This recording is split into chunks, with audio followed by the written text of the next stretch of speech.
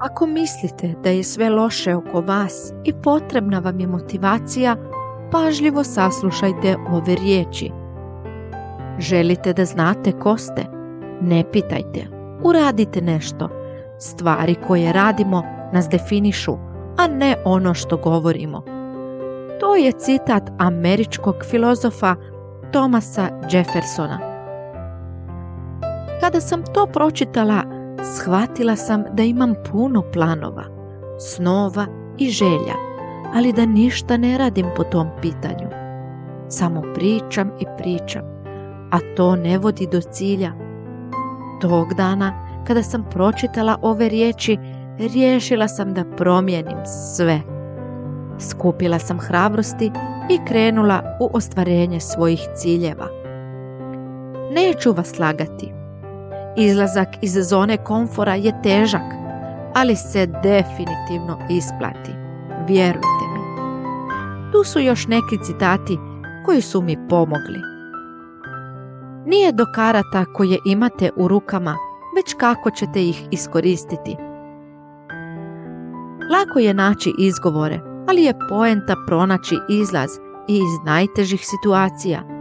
Sve zavisi od nas, a ne od okolnosti kojima smo okruženi. Riječi koje izgovarate pretvaraju se u stvarnost u kojoj živite. Kako posmatrate život, tako će vam i biti.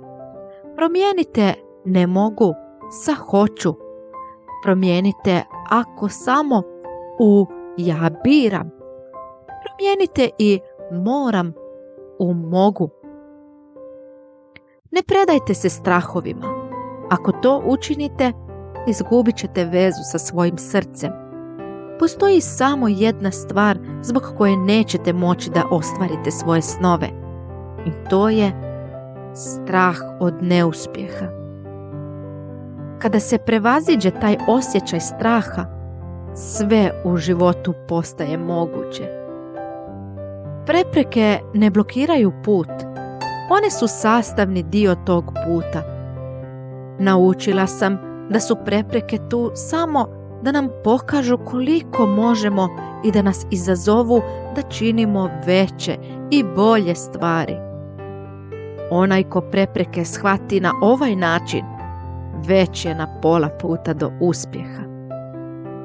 Zato pokrenite se danas. Izađite iz zone komfora. Znam, teško je, ali vjerujte mi, možete vi to.